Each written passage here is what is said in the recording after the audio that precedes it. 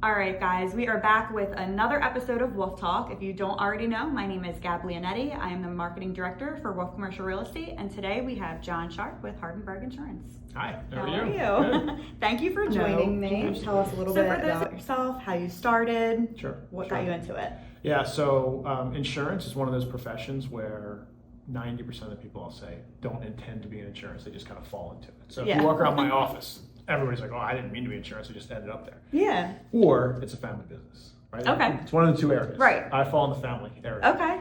So I was working in a bank and at Sovereign Bank, which is now Santander.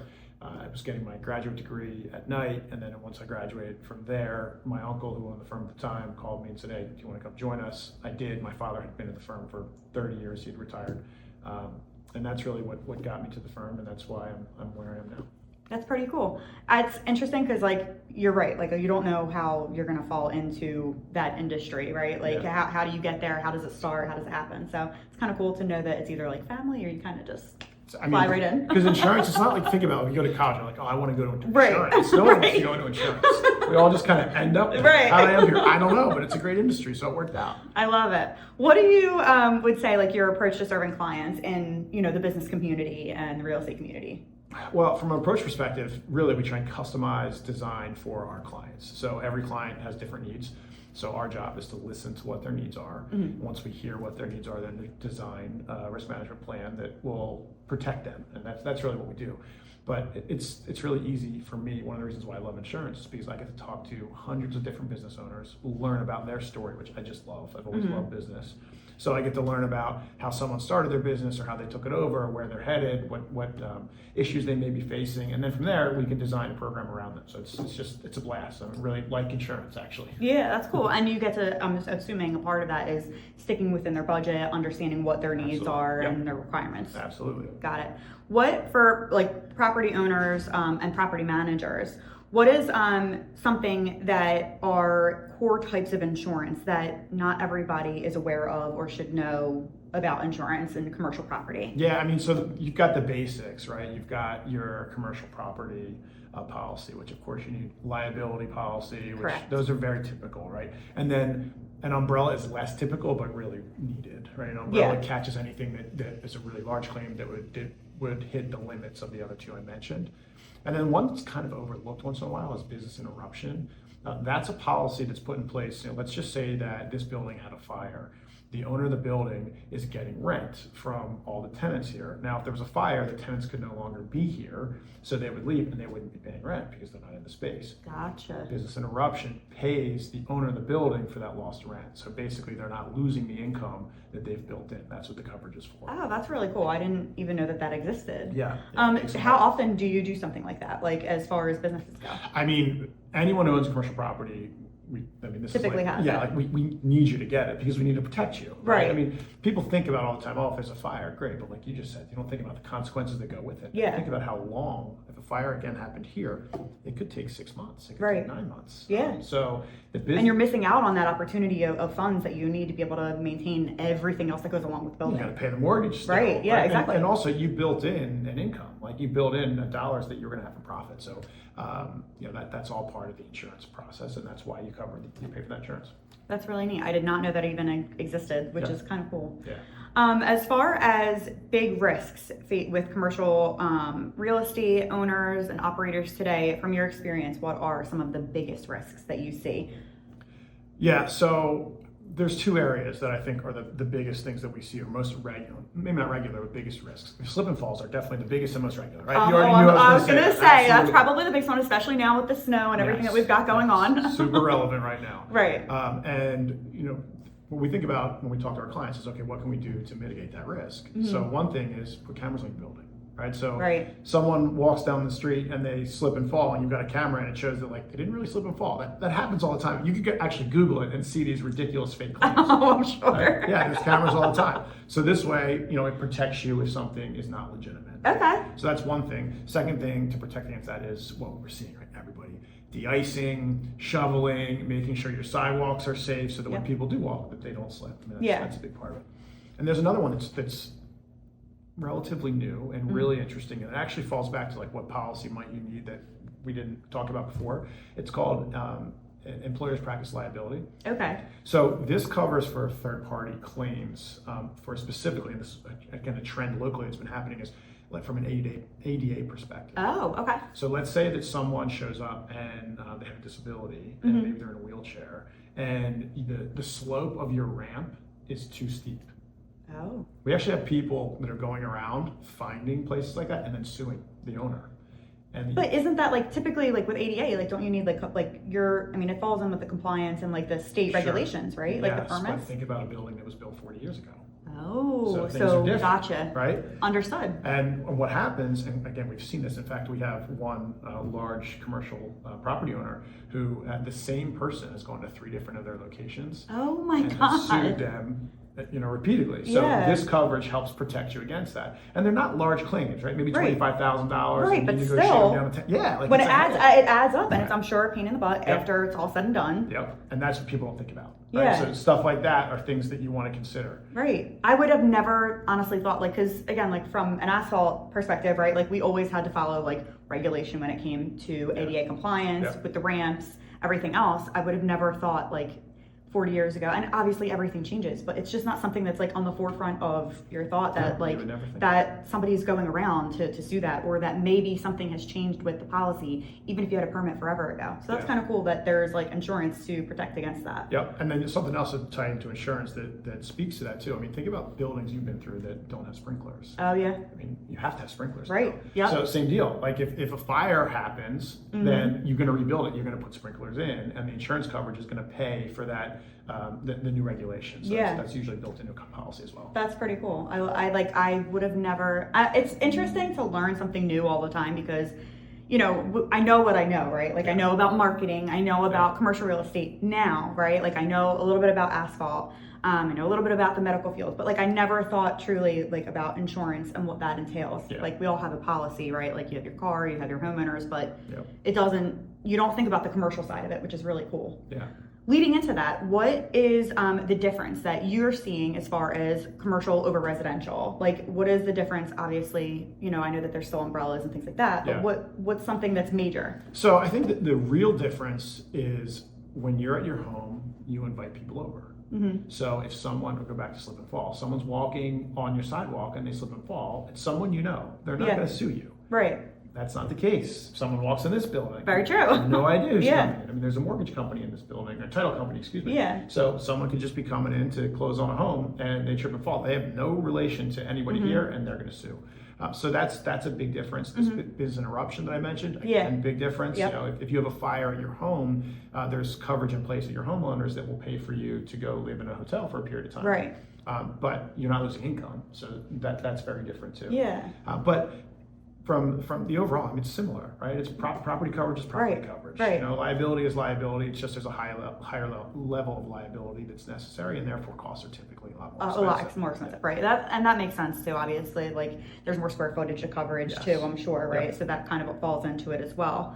From a liability and risk management, what liability exposures tend to surprise new owners or investors? Well, we kind of talked about some of them. I'll go back to that ADA compliance. Yeah. I mean, that is just That's huge. I did not know it's about crazy. that. Yeah, and it's a trend. So it's one Yeah. of those things like we got to get in front of. We got to make sure we have the policy in place It's before we crazy. get down. It's crazy that that's like a trend though. Like it's so sad. funny. Like It's really sad. it's sad, but it's like so funny. I'm like, I would have never thought of been like, you know what? Let me just walk around and see where this is. Like, Yeah. that's just insane to me Well, that it's and even trending now. Think about this part of it. Like I live in Medford. Right? So Medford has a pretty strong historic society. Yes. So if you have a commercial property on Main Street in Medford and you don't have the ramp that's appropriate, good luck getting the permits to get that ramp in place. Yeah. So there's almost nothing you can do. You can't, right? There's okay, yeah, and that actually makes even more sense because you're not always going to be able to fix those ramps. So having that in place even makes more sense. So I know that you mentioned that there's a lot of ADA and there's claims that are put in place for that, essentially like suing, obviously. Yep. And we talked a little bit about different policies as well. What are common mistakes that people make when filing claims? Or, trying to navigate the claims process even? Yeah. So I think one thing that people don't realize is the claims process takes time. Yeah. I mean, people Oh, I'm sure. oftentimes think like, oh, I had a claim, like let me get paid and let's move on. Goodness, it takes a long period of time. So Yeah. patience is important. Second, what some people do too, going back to patients, is they might hire someone to come in like, oh my gosh, I had this issue, I'm going to hire someone right away and get them in and get working on it, and then I'll deal with the insurance afterward. You can't do it that way. Yeah. Because what will happen is that person that comes in, the contractor, may be charging rates that are higher than what the rates are around here, and the carrier is only going to pay a fair market rate. They're not just going to pay whatever's billed. Whatever is billed, right? Yeah. So it's really important to make sure that you are communicating with your agent or your carrier when a claim occurs, and you all have to work together, and you just have to be patient, even though it's frustrating. Yeah, I'm sure. Now, does that, like, obviously I know it can all change, but like as far as like, let's say a fire as opposed to, I don't know, a slip and fall, like, you know, patience is key, but is there a different, essentially like a timeline for a claim to process with like each, you know, one? Yeah, each very claim? fair question. So with a fire or a claim like that, Like a larger. yeah, it's actually going to be a little bit faster. Oh, Yeah. I would have, that's shocking because I really thought that was going to be longer. Yeah. No, here's why. Because when you have a slip and fall, there's attorneys involved. Gotcha. So it starts with, here's the letter, you're being sued, and then the whole process of finding an attorney, and then you're responding, and then you have to schedule the date in court. It could take years. Yeah. So actually, with fire That makes claims, sense. while it may take years to rebuild, the ability to get things moving and started is faster on that claim than the first Then, oh my gosh, I probably should have thought about that. Like, obviously, like thinking attorney wise, but I didn't even think that. I literally thought that it would have taken longer just because of, you know, the rebuild and all the, you know, the contracts and everything else that goes into it. Yeah. Like, wow, that's so cool. I did not know that.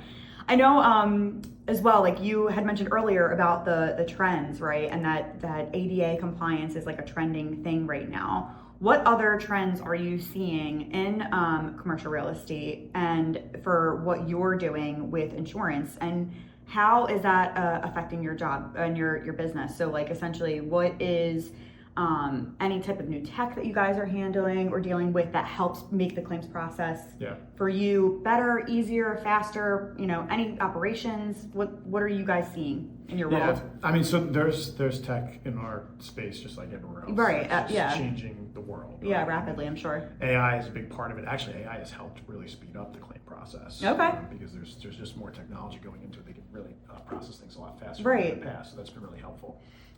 There's other things, and this would be more about on the commercial auto policy. Yeah. Like you think about, and you see with our homeowner stuff too, but there's tracking devices that you can put on the cars. Yeah. There's cameras that you can put on the cars. Right. So you can protect yourself, right? If you get in a car accident, it's not a he said, she said type situation. You've actually got the ability to actually see the analytics behind it and see visually what happened.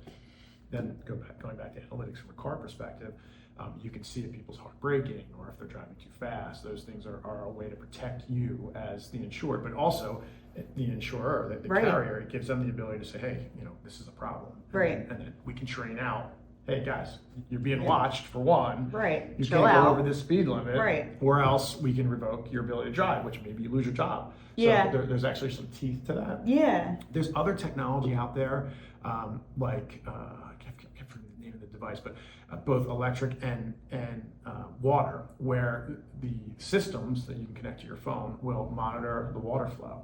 So, Oh, that's cool. yeah. So think about like, real life example. Our building had frozen pipe on Monday. Oh my And gosh.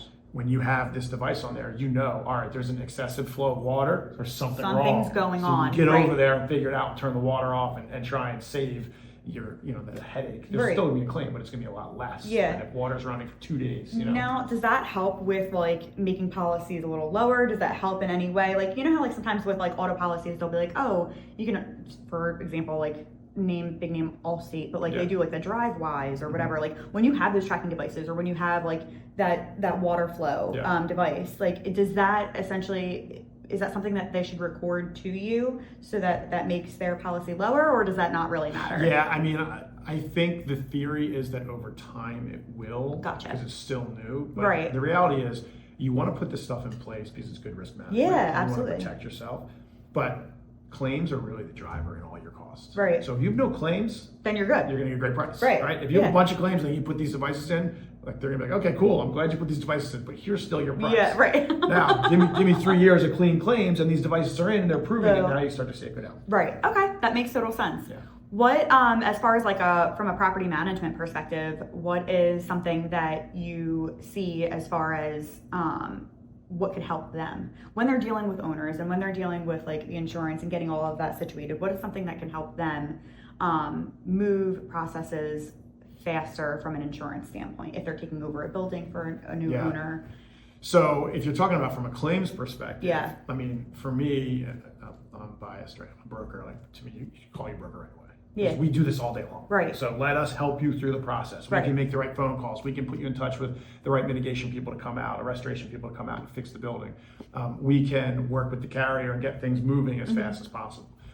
A lot of times people just start doing it on their own. Yeah. And then now they're backtracking. But the other thing we'll do is we'll say, hey, I need this, I need this, I need this, while you have them right here, as opposed to you did this work and maybe the invoice got thrown away or something like that. Gotcha. You know?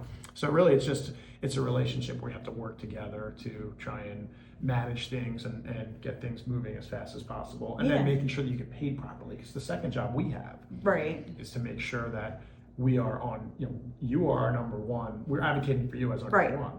So, carriers sometimes will come in and they'll give you a price or they'll give you a reimbursement that isn't really fair, right? Gotcha. I think we've all experienced that. So now it's our job to fight on your behalf to make sure that the pricing is fair and here's why it's fair and so on and so forth. That's really cool.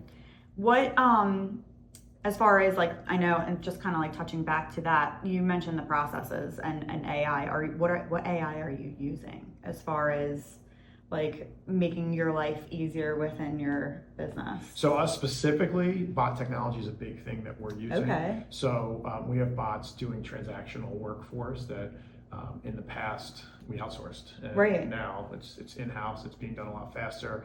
It's faster, it's more efficient. It's also, there's no errors. Okay, I was just gonna ask, like, are you seeing any errors or having to go back and triple check yourselves? We did check for a long period of time and now we're comfortable, but we get reports. So if there's an error, we get a report every evening that says, hey, there was an error here, we stop the process, and then we can go in and fix whatever's going on. Gotcha. So that's just stuff that we're doing behind the scenes to make our company more efficient. Carriers are doing very similar things. Gotcha. So they're just making things as efficient to be able to process as soon as possible. I mean, go back to an example, fire claim. It's pretty easy, right? It's pretty cut and dry, right? I mean, you got to replace what's in there. You can look at the policy. That's very easy that anyone can really do. Yeah. It's the claims that are more complex. Again, the slip and fall, that type of thing. Right. Those are a different situation where you need some really human eyes on it. Right. Okay, that's really cool. I like learning about like what other people are utilizing as far as AI and tech, because obviously like that is the way that the world is going and what we're using and things like that. Like, I mean, I use ChatGPT for everything. It literally taught me how to code the other day, which I do that too. Awesome. So cool. Doesn't it feel so good? Yeah. I was like, oh my gosh, like I feel really smart. This wasn't so hard. Right. Yeah. And it's really interesting, especially like from your perspective. It's handling like the quicker or the easier claims, but it's still allowing you to have that time to focus on the really difficult ones. Yeah. So it's removing all of the nonsensical easy that's guys. The idea of AI, yeah, right? We can actually use our brains and dig in and get things done as opposed to just passing paper. Yeah, I agree. I love that. I'm all for it. So it's always fun to learn like what industry is using what and how and everything that goes behind it. Definitely.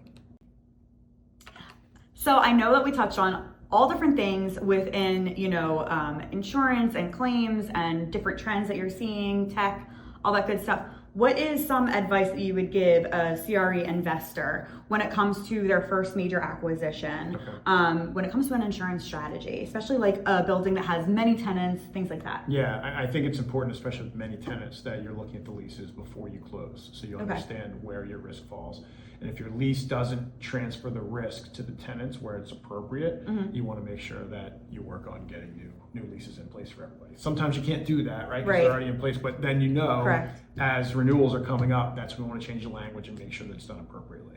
So it's really all about risk transfer from that perspective. Okay, and then for people that are just like starting out to work with you that might have new properties, should they be sending over those leases to you guys to look them over and like give advice, or how does that work? Okay. Yeah, that's what we do. I mean, we from any contract that you have you want questions on insurance, you send it to us. We have a team inside that will read it and then give you advice as to, hey, this looks good, or hey, we want to push this change or that change on to whomever's working.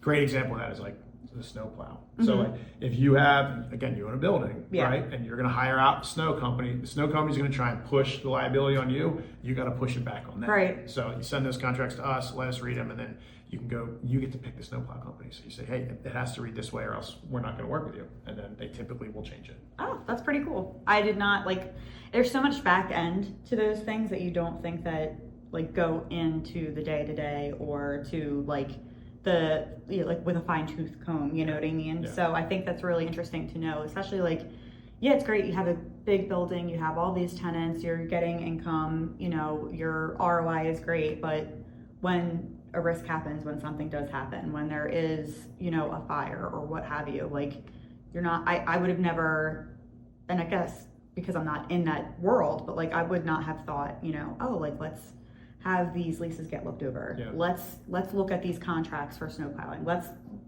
go in with a fine-tooth comb and make sure that we're protected just as much as they also get their protection too. Well, and I think that's why you work with a professional. Right. Yeah, Just that's why we need you. Us, and that's why we need you guys. Right. If I'm going to buy a building, I have no idea what I'm doing. So I got to lean on your team. There's things that you guys do every single day that you're familiar with, and that we do every day we're familiar with. I don't know what those are. You don't know what those are. Right. And that's how we work together. Yeah, and it's just so, I just love learning about new things. So for me, as much as, doing these wolf talks and doing all of this, it's really cool to kind of get the back end of what actually happens behind the scenes, because your office is beautiful. It's big. You have so many people, right? We just did a tenant appreciation, a month or two ago there with our property management team. And, it's there's so many of you coming and going. And I'm like, oh, hi, hello, who are you with? What's going on? But it's so cool. There's different, different sectors of what everybody handles. And it's just, it's like any other business, but when it comes to really the fine-tooth comb of things, it's really cool to learn about. So I appreciate that. Well, I feel the same way. I think I started about insurance. The coolest thing about insurance is I get to meet hundreds of different businesses every day and learn, just like you're saying, learn about how they did everything, and it just fascinates me. Yeah, so, really enjoy it. You really don't know what is behind the scenes. You really don't know until you're actually reviewing it, and you're like, huh. Never knew that was a job, or never knew that was something that you had to look into or protect yourself on, right? Yep. So that's pretty cool. As far as now that we're gonna head out to our closing area, as far as 2026 and looking ahead into the future, what gives you confidence with insurance and with the commercial real estate sector and everything else that we're seeing as far as the new year goes? So from an insurance perspective, we're probably one of the most insulated businesses in the world, right? Because it's required. Yeah. Also, it serves a very important purpose. Fires happen, water leaks happen, people slip and fall. You need coverage. Yeah, always. You're paying very little for very high level of protection if it ever happens. You don't ever want to use it, right? But if you do, better you want to make protect yourself. That's right. You want to make sure you have the right stuff in place. Absolutely. So my industry, we're really comfortable from what I see from the CRE industry. I think AI is going to affect that too, right? Because there's going to be less team members, at least in that office space environment. So I think that's a concern. But that said, we evolve as a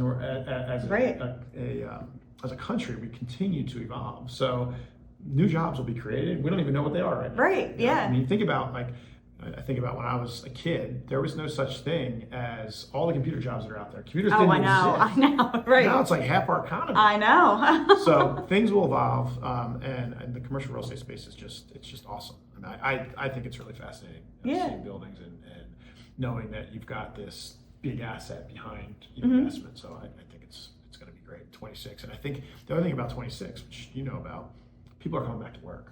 Yes. So that's going to really boost the commercial real estate space in the next couple of years, and then we'll see how things shake out. I was going to say, which also probably will in turn boost your business as well, as far as coverage and tenant space and things like that, with making sure that everybody is covered on that end. Yeah, typically they get in the end. Yeah, right, exactly.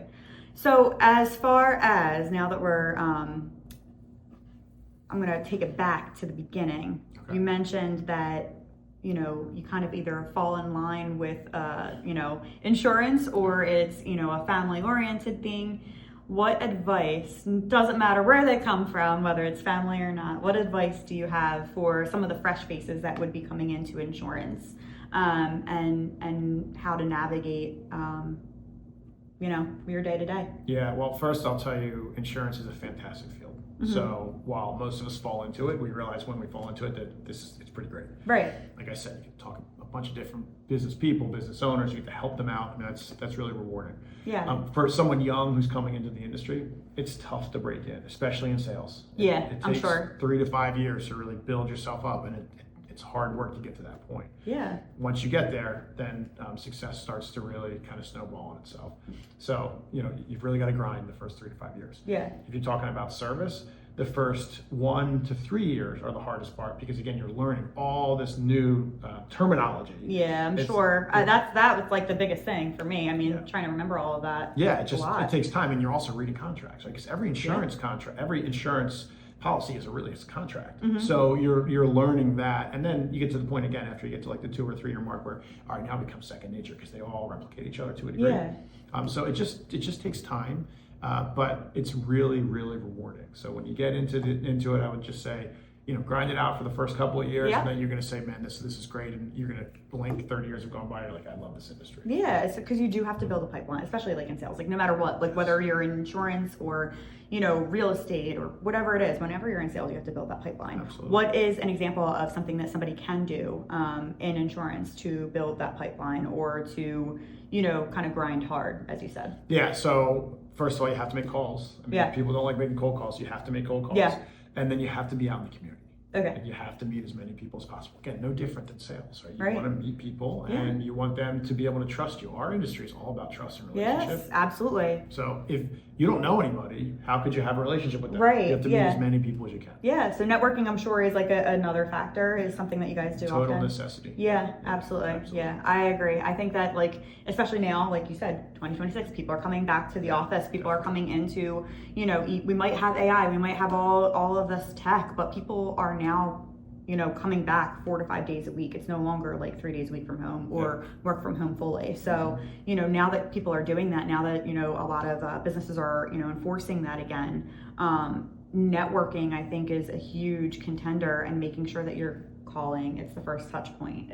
It's making sure that you're face to face with people, but then also following up too, right? Like I think a lot of people forget to follow up. So important. So I think that's really, really important to be able to make sure that you're grinding out, as you said. That's it. So I love it. I love it.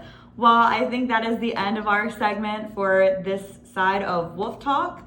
John, thank you so much for coming out and hanging out with me and going over insurance. I learned a lot today. I'm not gonna lie. I learned a lot, and I'm like, do I need to switch? Just kidding, guys. But I really, really enjoyed it. It was great talking with you. Thank you. Yeah, absolutely. It was fun. It's always fun. Yeah, good. Thank you, guys. Again, we'll see you next time.